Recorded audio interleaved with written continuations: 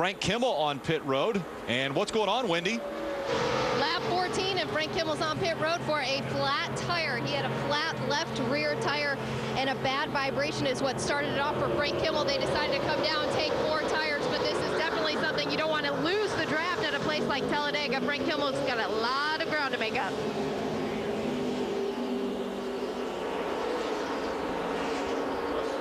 Yeah, Frank Kimmel also has been hit with a penalty. He was too fast entering on pit road, and that is not going to help out his chances. You know, that may have been a situation, though, he may have felt that flat tire at the last second and made his way to pit road. Even though he was speeding, that's far better than riding all the way around this racetrack with a flat tire. Wendy, what's happening more with the 44 story? Well, he was too fast coming in and exiting pit road for Frank Kimmel. He is going to have to do a pass-through penalty. Well, that adds insult to injury. Yeah, double trouble. Wendy is right. Now, again, we gave him a pass for coming through and coming into pits too fast because he may have known the flat tire late. But going out of the pits, we're going to leave that one off for Frank. Yeah. A year or two ago. Caution flag's out, guys. Caution flag is out for turn number 2. It seems like Allie Owens has got some problems. That's not the 15. That's the 30. That's 36. 36 car. of Rob Brent. So Rob Brent has problems, bringing out our first caution after we've completed 17 laps of racing. This one coming out on lap 18. That has a look of maybe a tire going down. That could have been a left front down and then into the wall and with right front damage. And you see the damage to the left front as you were talking, Rick. That's probably damage from the tire blowing out.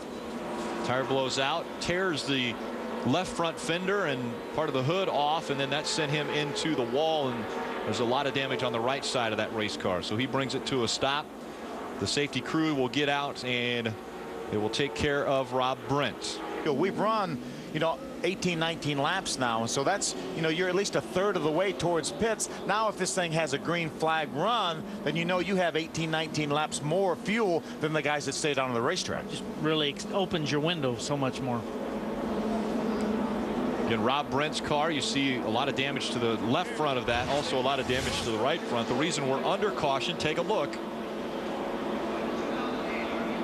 See Rob already in the outside wall. I think you're right, Kenny. I think maybe the left front tire went down and that put him in the outside wall, unless he's gonna, there's a left front tire coming apart, and that's what did the damage to the left side. And the good news Brent. is there's Rob getting out of the car. That's the great news. But the good news is for him, if that left front went down, then he didn't hit the wall nearly as hard as the right front went down. It's a lot easier. Steve dropped back. He was running second on the restart. Gallop's going to the infield, and there's going to be contact with the outside wall. The 75. Benny Chastain gets into the wall, and it looks as though the field is going to miss him below. So the caution comes out once again. What a nice job by all those guys to miss Benny. A lot of guys did heads up driving there. And that's what Frank needed. That's going to get Frank back on the lead lap with the Aaron's lucky dog. They had completed 23 laps of racing. Benny Chastain coming through the tri-oval, gets into the grass, slides back up the racetrack. Everyone misses him, and it's a one-car incident here at Talladega. Window net is down. That's always the sign. The driver puts the window net down, letting him know that he's okay. See, there he is in the grass, and he comes across the racetrack. Patrick Shelter just gets by, and everybody else has room to get down to the inside. Benny does a nice job keeping that car up against the wall, even though he probably didn't have much to do with it. Where he got loose right there, that could have easily been some kind of tire, sudden deflation, run over something. Because that's not typically a place where you're going to get loose. Now that tri-oval is not a straightaway. Right. I mean, that thing's got a bend to it, but where he got loose, that sure has a looks of maybe a rear tire going down. Yeah, it'd be hard to tell now. Looked like when it hit her in the left rear there, that left rear might have been a little bit soft.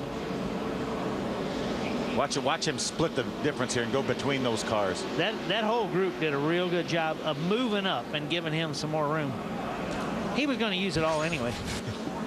Through the tri-oval, green flag back in the air. We're racing at Talladega once again.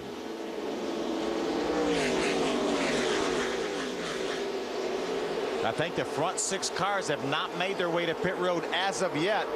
Dakota Armstrong, Tim George Jr., James Bush. Busher, Sean Corr, Alex Kennedy, and Joey Coulter.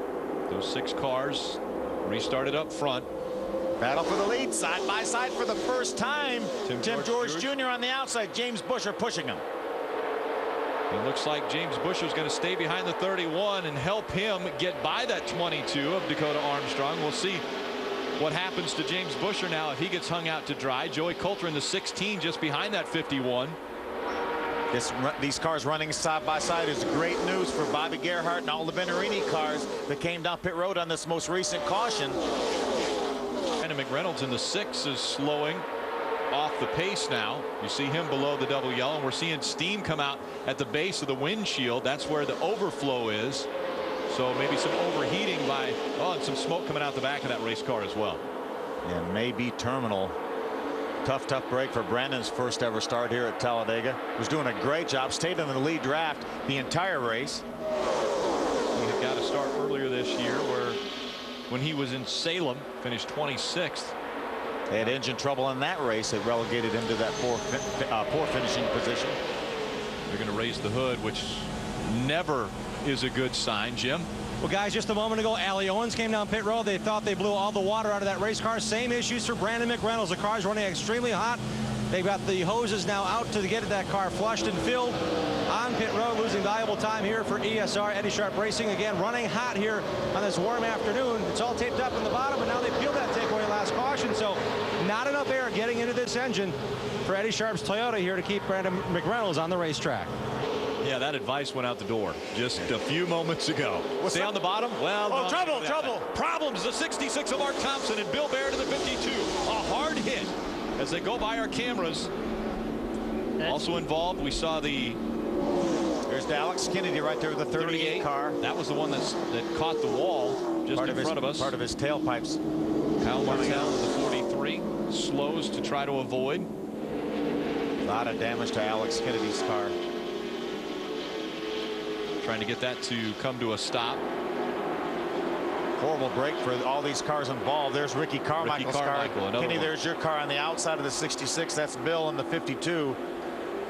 See Mark Thompson trying to pull away from this. You'll see in the replay here, they got one of the guys got hung in the right rear. One of the cars in the middle. Yeah, a little damage to James Busher's car. Remember, he was towards the back of that pack. Actually, a lot of damage to that Phoenix Construction Toyota. See the window net down. Window net down. That's a great sign as the safety crews will attend to him. Again, just behind him, that 66 of Mark Thompson. Brian Silas with a lot of damage to his Ford. So the third caution of the day comes out. This is the first multi-car incident we've seen in the ARCA Racing Series.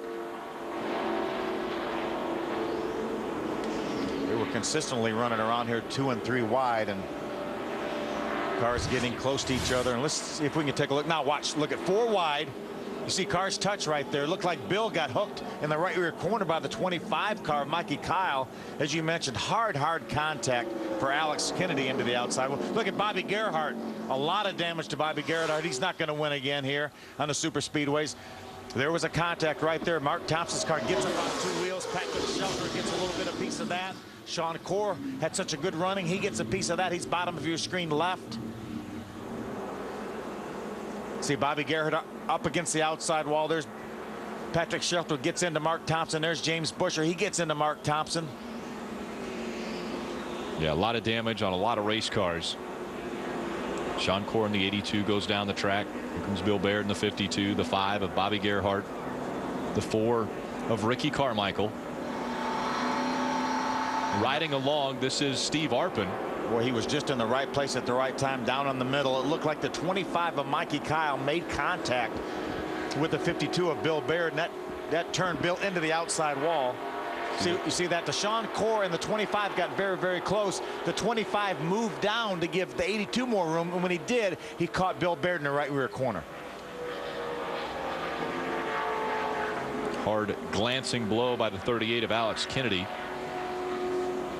Yeah, thank you so much for the safer barrier. Watch when Alex Kennedy makes contact with the safer barrier. He's going to come from the bottom of the racetrack. He's going to get hooked right there. Watch the safer barrier. Look at it give. It's unbelievable how much. They say it takes about 1/3 of the energy out.